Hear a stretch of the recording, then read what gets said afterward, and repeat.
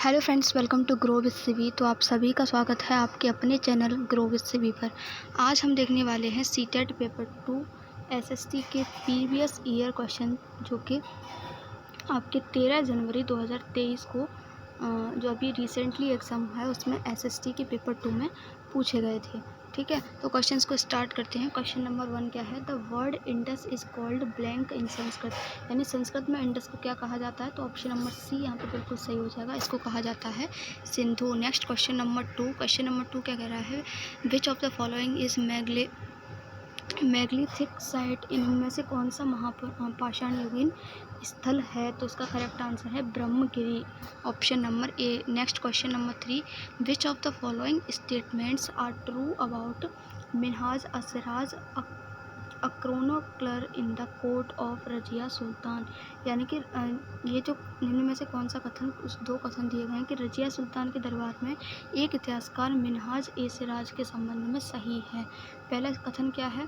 He recognised that Razia was more able and qualified than all her brothers, यानी कि उसने स्वीकार किया कि जो राजिया है वो अपने सभी भाइयों से अधिक योग्य और सक्षम थी। He was not comfortable at having a queen as a ruler, वह एक रानी के शासक के रूप में मान्यता नहीं दे पा रहा था। तो देख लेते हैं कि कौन सा कथन सही है। तो देखिए, दोनों ही कथन यहाँ पर करेक्ट हैं। Both A and B are correct about Razia Sultan. Next question number 4। In a history discussion on architecture of Delhi a teacher needs to focus on, यानी कि दिल्ली की वास्तुकला के इतिहास की कक्षा में चर्चा के समय शिक्षक को किस पर जोर देना चाहिए? ठीक है, दो कथन दिए गए हैं, साम्राज्यिक दावे और प्रभुत्व पर, यानी कि इम्पेरियल एजर्सन एंड डोमिनेंस पर। नेक्स्ट दे रखा है stylistic superiority compare to earlier architecture, यानी पुरानी वास्तुकला की तुलना में शैलीगत उत्कृष्टता पर। तो देखिए, यहाँ पर ओनली वन जो है रेलिवेंट है, only A is a relevant, यानी केवल ए प्रासंगिक है। Question number 5। Read the statement A and B and choose the correct option. दो कथन दिए गए हैं, आपको सही ऑप्शन चुनना है। स्टेटमेंट क्या है? First, Brahmins were not allowed to eat non vegetarian food, यानी कि जो ब्राह्मण लोग हैं उनको सामिस भोजन खाने की अनुमति नहीं थी। कथन 2 क्या कह रहा है? द बृहद धर्म पुराण और 13th century Sanskrit text from Bengal permitted the local Brahmins to eat certain varieties of fish, यानी कि जो ब्रह्मधर्म पुराण है, जो बंगाल में रचित 13वीं संस्कृति का संस्कृत धर्म है, इसने स्थानीय ब्राह्मणों को कुछ खास किस्मों की मछली खाने की अनुमति क्या कर दी थी? अनुमति दे दी थी। तो आपको बताना है कौन सा कथन सही है। तो दोनों ही कथन यहाँ पर बिल्कुल सही हैं। Both A and B are true. Next question, question number 6 क्या कह रहा है? After the revolt of 1857 British introduced the following changes to regain control on India. 1857 के विरोध के बाद अंग्रेज़ों ने भारत पर पुनः नियंत्रण पाने के लिए क्या बदलाव किए थे? 4 ऑप्शन दिए गए हैं आपको। तो देखिए, इसका जो करेक्ट आंसर है वो है ऑप्शन नंबर सी, यानी कि उन्होंने क्या क्या बदलाव किए थे। एक तो उन्होंने क्या किया था, अंग्रेज़ों ने भारत के लोगों के धार्मिक और सामाजिक रीति रिवाजों का सम्मान करने का निर्णय किया था। और दूसरा उन्होंने क्या किया था, ईस्ट इंडिया कंपनी के सारे अधिकार ब्रिटिश साम्राज्य को हस्तांतरित कर दिए थे, यानी कि power was transferred from East India company to the British. ठीक है, तो ऑप्शन नंबर आपका ये जो है सी यहाँ पर बिल्कुल करेक्ट हो जाएगा। Next question, question number 7। Which of the following legislation was enacted in 1720 by the British government to ban the use of printed cotton textile from India called chintz in England, यानी कि 1720 में British सरकार ने England में भारत के छापे गए सूती कपड़े छीट के इस्तेमाल पर पाबंदी लगाने के लिए कौन सा कानून जो है पारित किया था? तो इसका जो करेक्ट आंसर है वो है हमारा ऑप्शन नंबर बी, जिसका राइट आंसर है द कैलिको एक्ट, यानी कि कैलिको अधिनियम। नेक्स्ट, और ये कब पारित किया गया था? तो ये पारित किया था 1720 में। Next question, question number 8। दो कथन दिए गए हैं, फिर से आपको सही कथन सेलेक्ट करना है। पहला क्या दे रखा है? Birsa Munda cooperated with the British government, Hindu landlords, money lenders and missionaries, यानी कि जो बिरसा मुंडा ये अंग्रेजी सरकार, हिंदू भूस्वामियों, महाजनों और मिशनरियों का सहयोग किया। दूसरा कथन क्या कह रहा है? The land policy of the British government was destroying the traditional land system of the Mundas. Hindu landlords and money lenders were taking over the land of the Mundas and missionaries were criticising the traditional culture of Mundas. यानी कि अंग्रेज़ों की बुनीतियाँ मुंडाओं के परंपरागत भूमि व्यवस्था को नष्ट कर रही थी। हिंदू भूस्वामी और महाजन मुंडाओं जमीन छीनते जा रहे थे और जो मिशनरी थी वो मुंडाओं की पारंपरिक संस्कृति की क्या कर रही थी, आलोचना कर रही थी। तो देखिए इसमें ये जो कथन है ऑप्शन बी, कथन बी ये गलत है, जबकि कथन ए यहाँ पर सही है। सॉरी, कथन मैंने उल्टा बोल दिया, कथन बी सही है लेकिन कथन ए जो है गलत है आपका। ठीक है, ये सही है।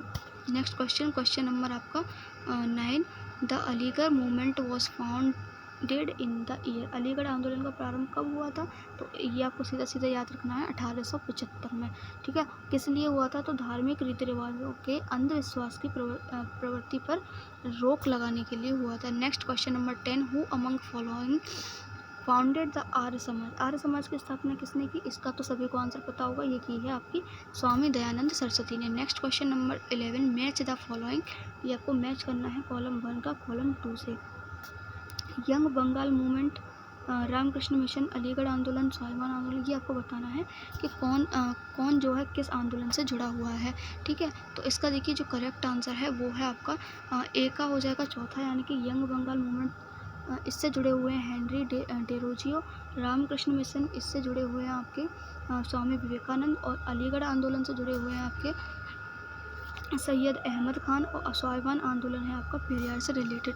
तो ऑप्शन नंबर डी आपका यहाँ पर बिल्कुल करेक्ट हो जाएगा। नेक्स्ट क्वेश्चन नंबर आपका हो गया 12। आपको 2 कथन दिए गए हैं, आपको सही विकल्प चुनना है। The Muslim League announce 16 August 1946 as direct action day for winning the demand for Pakistan. दूसरा क्या है? The cabinet mission succeed in providing a suitable political framework for free India that was acceptable for both the Congress and the Muslim League. यानी कि पहला क्या कह रहा है? पाकिस्तान की अपनी मांग मंगवाने के लिए जो मुस्लिम लीग थी उसने 16 अगस्त 1946 को प्रत्यक्ष कार्रवाई दिवस मनाने का आह्वान किया। दूसरा क्या कह रहा है? कथन कैबिनेट मिशन स्वतंत्र भारत के लिए एक उपयुक्त राजनीतिक बंदोबस्त करने में जो कांग्रेस और मुस्लिम लीग थी दोनों को स्वीकार्य सुझाने में सफल रहा। तो देखिए यहाँ पर जो ऑप्शन कथन ए है वो तो सही है, लेकिन कथन बी हमारा क्या है? गलत है। नेक्स्ट क्वेश्चन नंबर आपका 13। आपको वही करना है, 2 कथन दिए गए हैं, किसके बारे में है? तो on women's participation in the freedom movement of India. भारतीय स्वतंत्रता संग्राम में महिलाओं की सहभागिता के विचार से 2 कथन आपको दिए गए हैं। पहला क्या है? बड़ी संख्या में महिलाओं ने महात्मा गांधी द्वारा चलाए गए सविनय अवज्ञा आंदोलन में हिस्सा लिया। दूसरा कथन क्या कह रहा है? दोनों अंग्रेजी अधिकारियों तथा राष्ट्रवादी भारतीयों ने यह महसूस किया कि आंदोलन में महिलाओं की भागीदारी ने राष्ट्रीय आंदोलन को क्या दी है? बहुत ताकत दी है। तो इसका देखिए जो करेक्ट है वो ऑप्शन नंबर सी है। दोनों ही कथन हमारे यहाँ पर जो असहयोग आंदोलन है उसके बारे में, राष्ट्रीय आंदोलन है सॉरी, उसके बारे में सही है। Next question number 14। The meetings of the constituents assembly were held in which of the following places. संविधान सभा की बैठकें किन किन स्थानों पर हुई थी? तो ये आपको पता होना चाहिए इसका करेक्ट आंसर। ठीक है, तो ये सिर्फ आपका एक जगह हुई थी जिसका नाम है आपका न्यू दिल्ली। ऑप्शन नंबर जो है हमारा ए यहाँ पर बिल्कुल करेक्ट हो जाएगा, only 1। Next question number 15। Which among the following is a true statement. कौन सा कथन सही है? पहला क्या दे रखा है? बाह्य ग्रह चट्टानों से बनी। ये रिपीटेड क्वेश्चन है ये, ठीक है, ये क्वेश्चन पहले भी मैं करवा चुकी हूँ, एक सेट में आया हुआ है। दूसरा क्या कह रहा है? आउटर प्लैनेट्स आर स्मॉल, यानी कि बाह्य ग्रह आकार में छोटे हैं। तीसरा क्या कह रहा है? आंतरिक ग्रह सूर्य से बहुत दूर हैं, यानी कि इनर प्लैनेट्स क्या हैं? फार फ्रॉम द सन। आंतरिक ग्रह चट्टानों से बने हुए हैं, तो इसका करेक्ट आंसर है ऑप्शन नंबर डी। आंतरिक ग्रह जो हैं, इनर प्लैनेट्स जो हैं, वो किसके बने हुए हैं? रॉक्स के बने हुए हैं। Next question number 16। Match the following, यानी कि आपको मैच करना है कि कौन सी नदी जो है विश्व की सबसे लंबी नदी कौन सी है, विश्व की सबसे बड़ी नदी कौन सी है। ठीक है, ये सभी आपको क्या करना है? मैच करना है इसमें। तो देखिए इसका जो ऑप्शन नंबर ए है अंटार्कटिका में शोध केंद्र, ये कहाँ पर है? तो ये है आपका दक्षिण गंगोत्री में, ठीक है। नेक्स्ट, विश्व की सबसे लंबी नदी, तो आपको इसका आंसर तो पता ही होगा, सबसे लंबी नदी है नील नदी, ठीक है। विश्व की सबसे बड़ी नदी कौन सी है? तो वो है हमारी अमेजन। और लास्ट बचा तो वो उसका हो जाएगा हमारा पनामा स्थल संधि, ठीक है। तो इस तरीके से ऑप्शन नंबर डी हमारे यहाँ पर बिल्कुल करेक्ट हो जाएगा। नेक्स्ट क्वेश्चन, क्वेश्चन नंबर 17 क्या कह रहा है? Consider the following statements about equator and choose the correct option. विषुवत वृत्त के बारे में कथन दिए गए हैं, आपको सही विकल्प का चयन करना है। तो विषुवत वृत्त क्या करता है? एक ग्लोब पर खींची गई वास्तविक रेखा है जो ग्लोब को दो भागों में बांटते हैं। ये भी रिपीटेड क्वेश्चन है, पहले पूछा जा चुका है, ठीक है। दूसरा क्या कह रहा है? विषुवत वृत्त सबसे लंबा अक्षांश है, सबसे लॉन्गेस्ट लैटिट्यूड है, ठीक है। थर्ड क्या कह रहा है? विषुवत वृत्त 180 डिग्री अक्षांश को क्या करता है? दर्शाता है, रिप्रेजेंट करता है। तो देखिए इसमें ओनली सेकंड वाला सही है, ओनली बी यहाँ पर सही होगा। जो विषुवत वृत्त है वो सबसे लंबा अक्षांश है, ठीक है।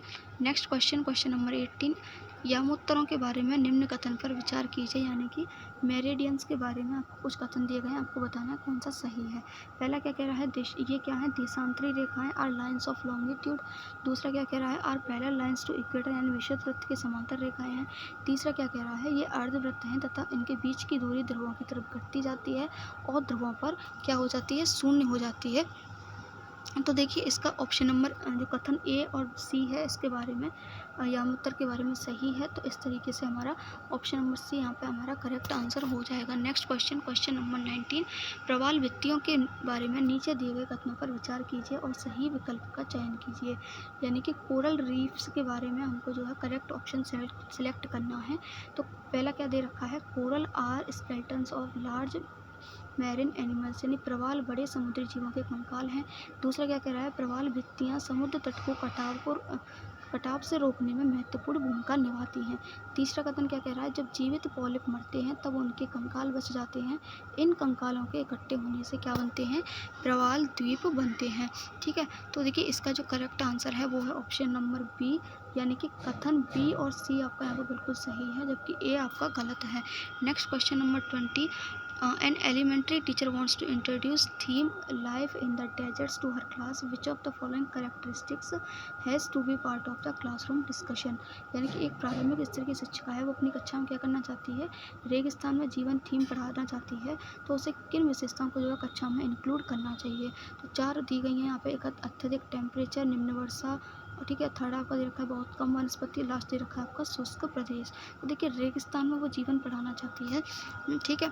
तो वहाँ पर क्या होता है? सबसे ज़्यादा टेम्परेचर है, ठीक है, निम्न वर्षा होती है और क्या होती है? शुष्क देश है, ठीक है। तो देखिए इसमें देख लेते हैं पहले क्या क्या दिया हुआ है। तो ए बी सी डी ये चारों ही हमारे कथन सही हो जाएंगे। तो ऑप्शन नंबर डी हमारे यहाँ पे बिल्कुल करेक्ट हो जाएगा, क्योंकि रेगिस्तान में आपकी गर्मी भी होती है, बारिश भी बहुत कम होती है ना। क्वेश्चन नंबर 21, भूगोल की एक शिक्षिका अपनी प्रारंभिक स्तर की कक्षा में कायांतरित शैलों यानी कि मेटामॉर्फिक रॉक्स से बने स्मारकों के बारे में चर्चा करना चाहती है। तो आपको बताना है कि उसे कौन सा उदाहरण जो है उसको यूज़ करना चाहिए, ठीक है। तो पहला है ताजमहल और दूसरा है लाल किला। तो देखिए ऑप्शन नंबर ए हमारा यहाँ पर बिल्कुल करेक्ट हो जाएगा, कथन ए, यानी इसको ताजमहल को जो है इसको यूज़ में लाना चाहिए। Next question, question number 22, match the following. कुछ मौसमी घटना से मिलान करना है आपको, मौसमी माप का, यानी कि किसको किस चीज़ से मापा जाता है। तो देखिए ये जो आपको दे रखा है थर्मामीटर, वायुदाब मापी, वातदर्शी और वर्षा मापी, ठीक है। अब वर्षा मापी से तो आप समझ गए होंगे अमाउंट ऑफ रेनफॉल, यानी कि वर्षा की मात्रा मापी जाती है, ठीक है। और जो थर्मामीटर है उससे टेम्परेचर नापा जाता है। वायुदाब तो कितना इजी क्वेश्चन पूछा गया था ना। तो ऑप्शन नंबर सी हमारे यहाँ पर बिल्कुल करेक्ट हो जाएगा। नेक्स्ट क्वेश्चन, समताप मंडल यानी कि स्ट्रेटोस्फीयर के बारे में आपको करेक्ट कथन बताना है यहाँ पर। तो पहला क्या कर रहा है? ये परत बादलों और मौसम संबंधी घटनाओं से क्या होती है? मुक्त होती है, फ्री होती है। दूसरा क्या कह रहा है? इसमें ओजोन की परत होती है, बिल्कुल सही, समताप मंडल में ही पाई जाती है ओजोन परत, ठीक है। लास्ट क्या कह रहा है? उल्का पिंड इस परत में जलते हैं। तो देखिए इसका जो करेक्ट आंसर है वो ऑप्शन नंबर ए और बी है। ये मौसम संबंधी घटनाओं से मुक्त होती है और इसमें ओजोन परत पाई जाती है, ठीक है। नेक्स्ट क्वेश्चन, क्वेश्चन नंबर 24, निम्न में से कौन सा इस दावे के उदाहरण हैं कि विश्व में पाए जाने वाले सांस्कृतिक अंतर मानव के अपने पर्यावरण के साथ की गई अंतर क्रिया का ही परिणाम है।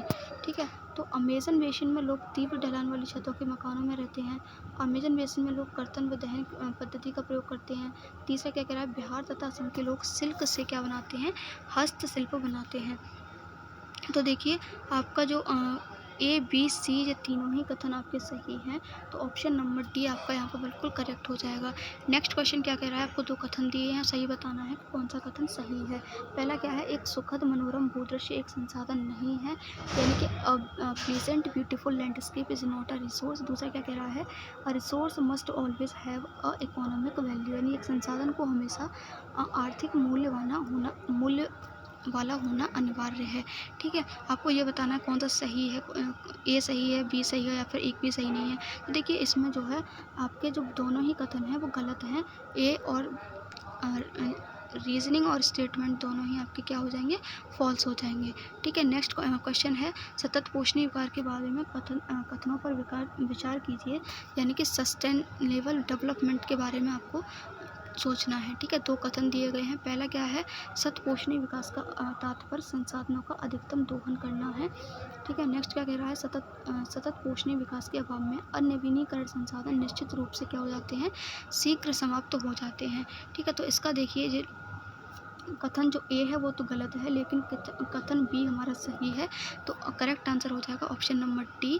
ठीक है, और नेक्स्ट क्वेश्चन हम देख लेते हैं, क्वेश्चन नंबर 29 में से क्या विविधता का उदाहरण नहीं माना जा सकता। देखिए डाइवर्सिटी से आपका जो क्वेश्चन है हर एक शिफ्ट में पूछा जा रहा है। ठीक है, तो देखिए विविधता से मतलब क्या होता है, मैं आपको पहले भी एक्सप्लेन कर चुकी हूँ। जहाँ विभिन्न धर्म, विभिन्न जाति, विभिन्न भाषा बोलने वाले लोग रहते हों उसको हम कहते हैं विविधता। ठीक है, तो यहाँ पर देखिए पहला क्या है, बहुभाषी समाज, दूसरा क्या है, जाति व्यवस्था, तीसरा क्या है, धार्मिक बहुलवाद, और लास्ट है हमारा बहुसंस्कृतिवाद।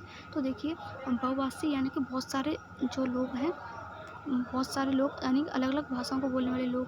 ठीक है, धार्मिक बहुलवाद यानी कि अलग अलग धर्म के लोग हैं। बहुसंस्कृति यानी अलग अलग कल्चर के लोग हैं।